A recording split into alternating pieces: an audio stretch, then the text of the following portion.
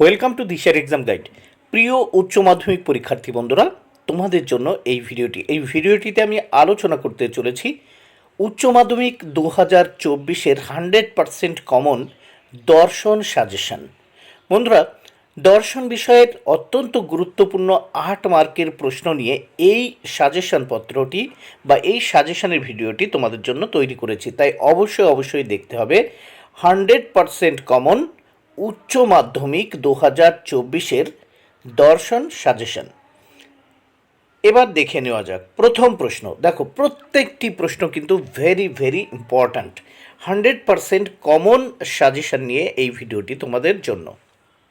প্রথম প্রশ্ন, পদের ব্যাপ্যতা বলতে কি বোঝো?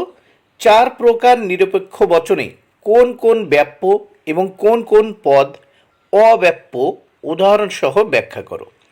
2 নম্বর প্রশ্ন, বচন কাকে বলে? উদাহরণসহ বচনের শ্রেণীবিভাগ করে আলোচনা করো। 3 নম্বর প্রশ্ন, নিচের বাক্যগুলিকে তর্কবিদ্যা সম্মত আকারে রূপান্তরিত করো এবং তাদের গুণ ও পরিমাণ উল্লেখ করো। দেখো, রোমান হরফের 1 কেবলমাত্র ছাত্ররাই সৎ। রোমান হরফের 2 অধিকাংশ মানুষই জ্ঞানী। রোমান হরফের 3 সেই ভীতু যে পলায়ন করে। রোমান হরফের 4 অনেক শিক্ষক বিএড পাস নন। রোমান হরফের 5 জাতিভেদ প্রথা কখনোই ঐক্য মানে না। 6 খুব কম রাজনীতিবিদ সৎ। 7 মিষ্টিমেয় মানুষ হৃদয়বান। 7 দেখো এখানে 8 সব গোলাপ লাল নয়। 9 জনপ্রিয় প্রচারক সর্বদা দক্ষ যুক্তিবিদ হন না। 10 সাধারণ মানুষ হয় দয়ালু। এবার দেখো 4 দাগের প্রশ্ন, আবর্তন কাকে বলে? অবধারণ কাকে বলে? উদাহরণসহ এ ই আই ও বচনের আবর্তন করো। 5 নাম্বার প্রশ্ন, বিবর্তনের নিয়মগুলি উদাহরণসহ আলোচনা করো। বস্তুগত বিবর্তন কাকে বলে? উদাহরণসহ আলোচনা করো। বস্তুগত বিবর্তনকে কি প্রকৃত বিবর্তন বলা যায়?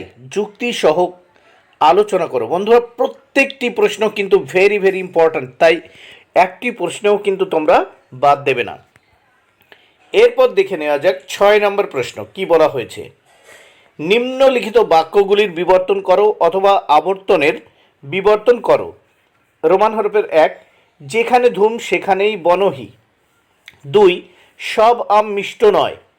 3 নিরামিষাশী বাঘ নেই। 4 সাদা হাতি আছে। 5 প্রত্যেক মার্ক্সবাদী শ্রমিকের বন্ধু।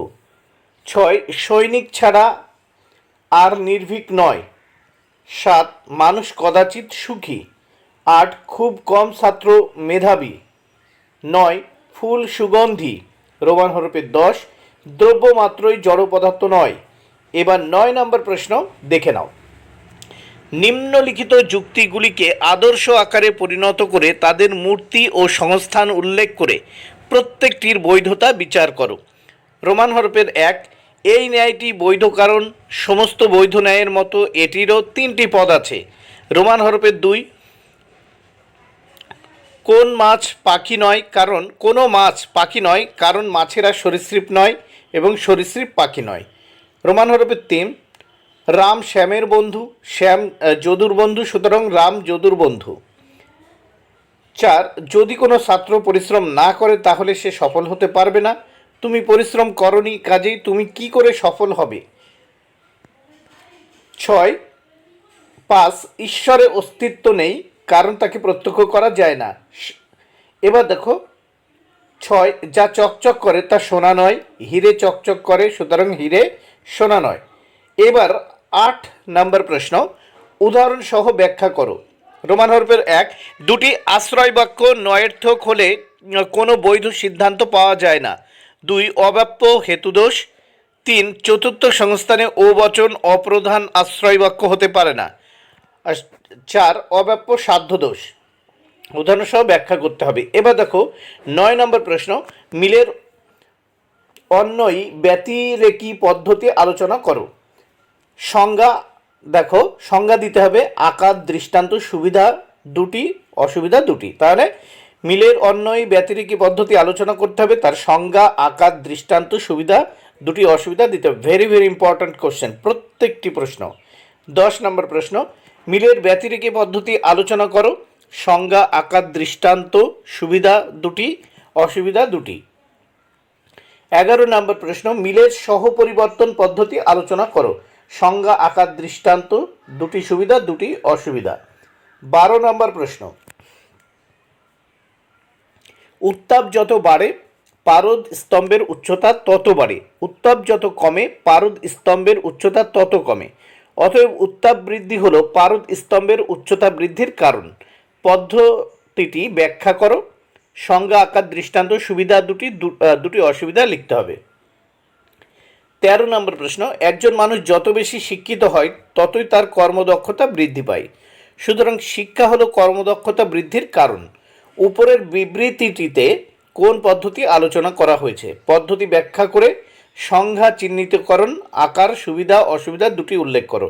এবার টিকা দেখে নাও। অবৈধ সামান্যীকরণ দোষ, 2 ভ্রান্ত পর্যবেক্ষণ দোষ, 3 অবান্তর শর্তকে কারণ বলে মনে করা দোষ। 15 নম্বর প্রশ্ন, বিড়াল অমঙ্গলজনক কেননা বিড়াল কাঁদলেই বড় বিপদ, ব্যাখ্যা করো কোন দোষ ঘটেছে? রোমান হরফে 2। রামের জ্বর হয়েছে এবং সে ডাক্তারের কাছে গেল, ডাক্তার তাকে হলুদ ঔষধ দিল এবং তা খাওয়ার পর রাম সুস্থ হয়ে গেল, সুতরাং রামের সিদ্ধান্ত ছিল হলুদ বর্ণই তার জ্বর সেরে যাওয়ার কারণ। ব্যাখ্যা করো কোন দোষ ঘটেছে। এরপর দেখে নেওয়া যাক রোমান হরফের 3।